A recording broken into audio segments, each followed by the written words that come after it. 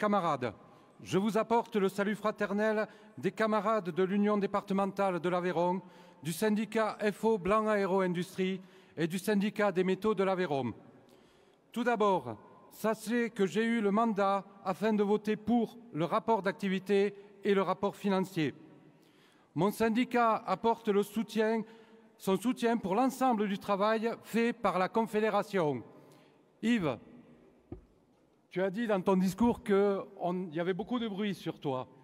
Moi aussi, je les ai entendus avant que tu deviennes secrétaire général de la Confédération.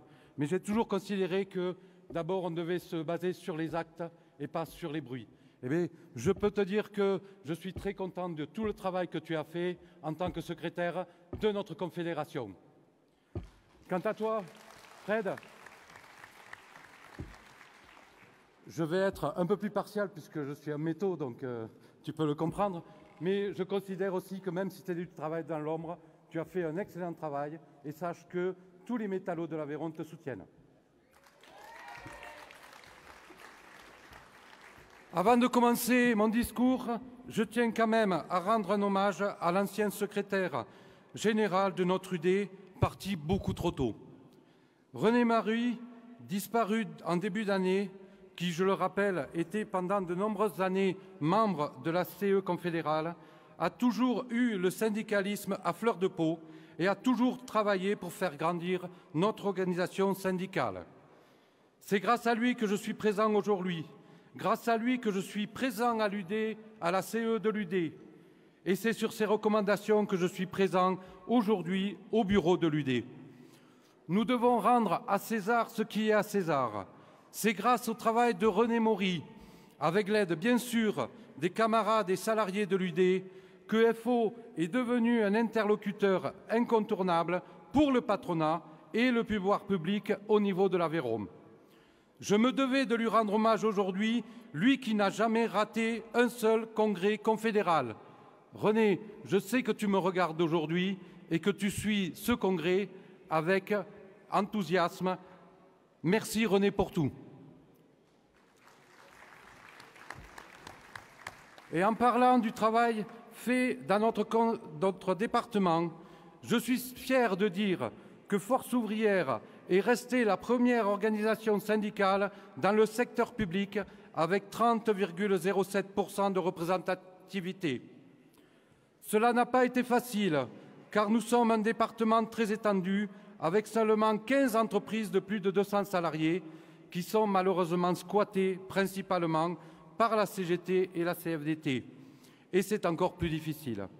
Nous avons donc dû prendre nos bottes de 1000 lieues afin d'arpenter notre vaste département et aller chercher chaque voix dans les petites entreprises. Et cela a payé. Cette victoire, nous la devons à notre présence à chaque fois que nous sommes invités à des négociations au protocole préélectoral, contrairement aux autres syndicats. C'est aussi grâce à une présence quotidienne au sein de l'UD pour répondre aux besoins de nos structures et aux salariés isolés. Grâce à l'accueil au conseil et aux conseils rendus au sein de nos unions locales, grâce à une expertise juridique et à nos victoires pour les salariés devant les conseils de prud'homme. Mais c'est aussi et surtout grâce au travail quotidien de nos élus au sein de nos structures. Je tiens ici à remercier l'ensemble des camarades de l'Aveyron pour ce résultat et surtout notre secrétaire Emmanuel Dumas qui, malgré les déferlantes, les tempêtes, a su rester notre phare afin que nous demeurions cette première organisation syndicale. Mais il reste des combats et en fin d'année, nous aurons les élections dans la fonction publique et j'espère, comme un vœu, que nous deviendrons la première organisation syndicale tout court. Malheureusement, cette bonne nouvelle sur la représentativité est la seule que je peux vous donner. Notre département est, lui aussi, touché par une destruction de notre industrie et par conséquence de l'emploi, du fait du désengagement des grands donneurs d'ordre et de la stratégie très douteuse de notre gouvernement. Concernant les conséquences de ce désengagement, l'entreprise SAM de Decazeville a aujourd'hui disparu. Cette situation est le résultat de plusieurs facteurs. Tout d'abord, le donneur d'ordre Renault, pour ne pas le citer, qui a décidé d'aller voir si l'herbe était plus verte ailleurs et, par là même, envoyer aussi toutes ses commandes vers les pays à bas coût. Le second est la CGT, seul syndicat présent dans cette structure qui s'est laissé charmer par le parfum du jasmin. Je m'explique. Lors de la première procédure de redressement, 2 repreneurs étaient en lice. Un repreneur français qui proposait de diversifier la production, mais en ne gardant que 300 salariés sur les 400. Et un second, une entreprise chinoise, qui promettait le maintien de la production avec Renault. Et voilà le résultat. Une seconde procédure qui se conclut par une liquidation avec à la clé 300 employés supprimés et aucun repreneur, malgré les promesses du gouvernement. Quant aux Chinois, ils ont pris la technologie et sont rentrés chez eux. La deuxième entreprise est liée à la stratégie du gouvernement. La plus grande entreprise de l'Aveyron a subi de plein fouet ces décisions. En effet, le gouvernement a décidé depuis plusieurs années que le diesel était l'ennemi public numéro 1 du réchauffement. Je ne rentrerai pas dans un débat sur la véracité de cette vision, mais cette annonce a bien sûr provoqué un tsunami dans les entreprises qui vivaient uniquement du diesel.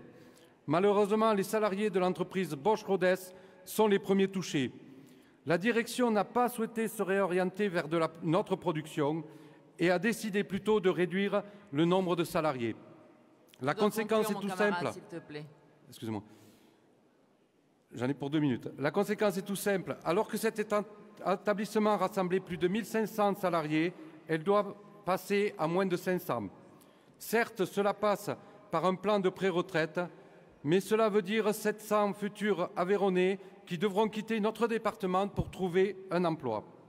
Rendez-vous compte de l'impact de ces pertes d'emploi sur notre département. En 2020, en plein cœur de la pandémie, le président de la République, la larme à l'œil, déplorait la désindustrialisation de notre territoire et s'engageait à faire revenir les industries en France. Nous devons, nous, FO, le contraindre à tenir ses promesses. Nous ne pouvons plus accepter la désertification de certains de nos territoires qui entraîne par conséquent la disparition de nos services publics. Je fais confiance à la nouvelle équipe confédérale pour s'opposer aux mauvais choix du gouvernement et qu'enfin nous redevenions fiers de notre industrie. Vive la Confédération Force ouvrière, vive Force ouvrière. Merci. Serge, tu as la parole.